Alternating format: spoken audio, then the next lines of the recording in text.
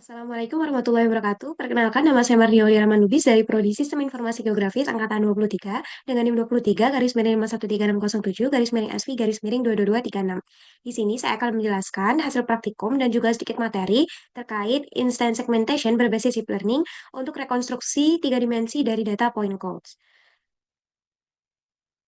Menurut Tias dan juga Ratnaningsih, instant segmentation berbasis deep learning merupakan metode yang mampu mendeteksi dan memisahkan setiap objek secara individual melalui segmentasi piksel yang presisi. Berdasarkan yang dinyatakan oleh Suhari dan kawan-kawan, dalam rekonstruksi tiga dimensi dari data point clouds, teknik ini digunakan untuk mengenali bentuk bangunan dari kumpulan titik tiga dimensi secara detail. Algoritma seperti MESH RCNN sering diterapkan karena mampu menggabungkan deteksi dan segmentasi dalam satu proses, sesuai yang dikatakan oleh Budi dan kawan-kawan. Hasil segmentasi kemudian diubah menjadi model tiga dimensi yang akurat, menghasilkan representasi spasial yang realistis dan bermanfaat untuk pemetaan serta perencanaan tata ruang. Selanjutnya, memasuki tahapan proses pengerjaannya. Tahapan ini dimulai dengan penambahan data DSM, orto, dan juga data DTM. Kemudian data DSM sendiri digunakan untuk delinasi objek bangunan yang kemudian disimpan dalam format shapefile.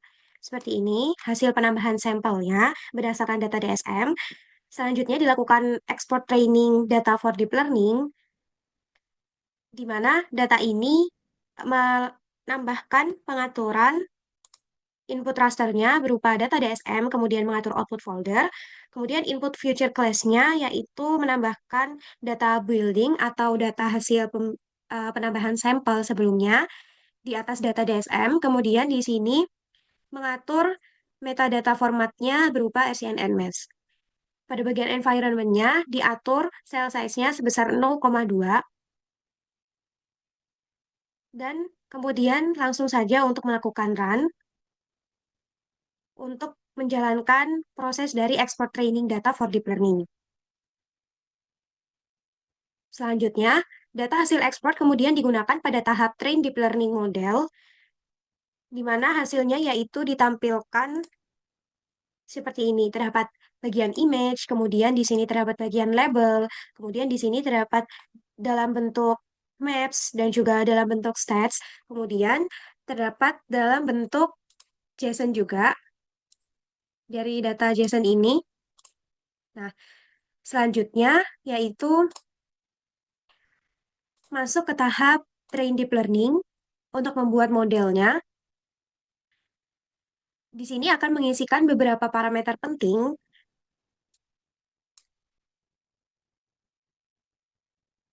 Nah, mungkin langsung saja untuk pengisian parameternya. Di sini menambahkan input training datanya yaitu berupa data export training atau folder dari hasil pelaksanaan proses export training, kemudian mengatur output folder.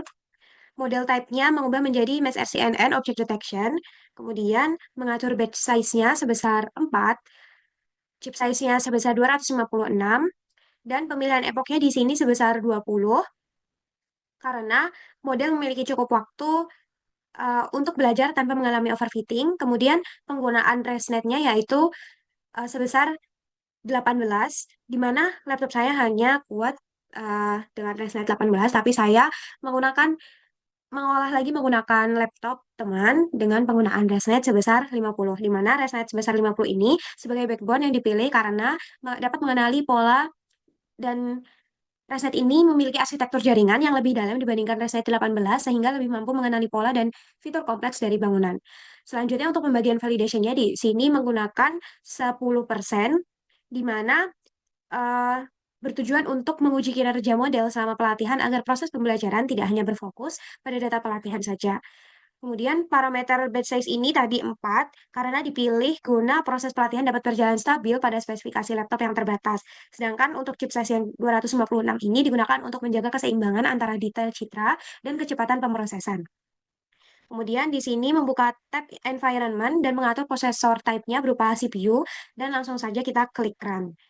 Untuk hasil dari training ini ditampilkan dalam file model HTML yang memperlihatkan grafik seperti ini, di mana grafik ini menampilkan training loss dan juga validation loss-nya dengan tren penurunan yang signifikan, dan nilai loss yang semakin kecil ini menunjukkan bahwa model berhasil belajar dengan baik, sedangkan validation loss yang stabil mengindikasikan model tidak mengalami overfitting. Berdasarkan hal tersebut, average precision-nya di sini mendapat sebesar 0,708 sekian, menunjukkan bahwa model memiliki tingkat ketepatan sekitar 70% dalam mengenali objek bangunan. Kemudian setelah proses pelatihan ini selesai, dilakukan tahap detect object menggunakan tool detect object using deep learning, di mana pada bagian ini input rasternya yaitu mengisikan data DSM, mengatur output detect objeknya, kemudian mengatur atau menambahkan model definition-nya berupa training model, hasil training model yang berformat EMD. Kemudian di sini mengatur bagian argumen, melakukan checklist pada non-maximum superation, dan di sini juga mengatur class value field-nya berupa class, dan pada bagian environment-nya, processor type-nya diubah menjadi CPU. Selanjutnya yaitu langsung saja melakukan running, di mana akan menghasilkan atau tahap detect object using deep learning ini akan menghasilkan seperti ini. Ini adalah tampilan dari hasil detect object using deep learning berupa segmentasi area bangunan yang terdeteksi dari data DSM setelah melakukan pembuatan sampel tadi, dan akan dikonversi menjadi model tiga dimensi menggunakan tool 3D enabling yang dilakukan pada tool ini.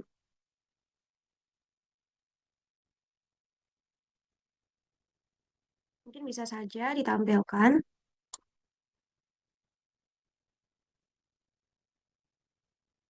Nah, untuk input mesh-nya berupa data hasil detect object sebelumnya, kemudian DTM-nya menggunakan data DTM, kemudian untuk DSM-nya juga menggunakan data DSM, kemudian di sini menambahkan rule package-nya dari data LGIM RFE LOD2 yang telah diberikan oleh asisten dan mengatur output building-nya. Kemudian langsung saja melakukan running untuk menghasilkan tampilan dari data tiga dimensinya pada bagian scan. Nah, di sini ini adalah hasil dari atau visualisasi hasil rekonstruksi tiga dimensi yang menunjukkan bahwa model berhasil menampilkan objek bangunan dalam bentuk blok 3D di atas permukaan ortofoto dengan ketinggian bangunan yang bervariasi sesuai dengan data DSM. Tampilan ini membuktikan bahwa integrasi antara DSM dan juga DTM telah berjalan dengan baik, menghasilkan bentuk bangunan yang cukup realistis. Namun selama praktikum ini, saya menemukan beberapa kendala, di mana kendala ini seperti hasil deteksi objek yang kurang akurat ketika melakukan ketika melakukan detect objek menggunakan ketika menggunakan training dengan preset 18, dan banyak objek yang tidak dikenali dengan baik sehingga hasil pada 3D enabling ini tampak gepeng atau terlihat seperti model bentuk dua dimensi karena perbedaan nilai elevasi antara DSM dan juga DTM-nya itu tidak optimal, di mana saya mengatasi hal ini dengan penggantian backbone menjadi Resnet 50 pada laptop teman saya yang mampu menangkap fitur lebih detail dan meningkatkan akurasi segmentasi. Selain itu, jumlah sampel training juga diperbanyak agar variasi data lebih beragam. Karena proses pelatihan membutuhkan komputasi yang tinggi, pengolahan model kemudian dilakukan menggunakan eh, laptop teman saya yang tadi telah saya sebutkan, yang memiliki spesifikasi sipil lebih tinggi dan lebih kuat untuk mempercepat proses training dan juga menghasilkan hasil deteksi yang lebih baik. Secara keseluruhan, hasil praktikum menunjukkan bahwa kombinasi antara deep learning dan juga yang berbasis Mesh RCNN dengan ArcGIS-Pro mampu menghasilkan model bangunan 3D yang representatif dari data DSM dan juga DTM. Nah, seperti ini.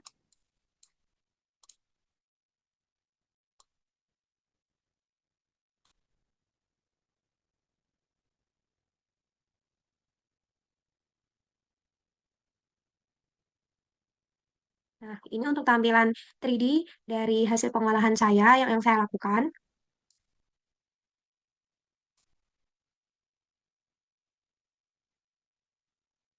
seperti ini. Lumayan ter lumayan menghasilkan banyak bangunan 3D.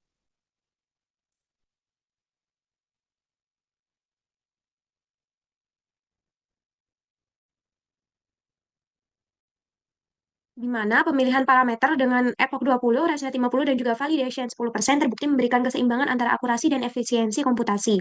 Walaupun sempat mengalami kendala pada tahap awal, penyesuaian parameter dan peningkatan jumlah data pelatihan berhasil memperbaiki hasil deteksi serta meningkatkan kualitas rekonstruksi dari 3 dimensi. Proses ini menunjukkan pentingnya pemilihan parameter yang tepat dan kecukupan data dalam pelatihan model agar hasil visualisasi 3 dimensi yang dihasilkan sesuai dengan bentuk sebenarnya di lapangan. Sekian penjelasan dari hasil praktikum yang telah saya lakukan. Kurang lebihnya mohon maaf. Wassalamualaikum warahmatullahi wabarakatuh.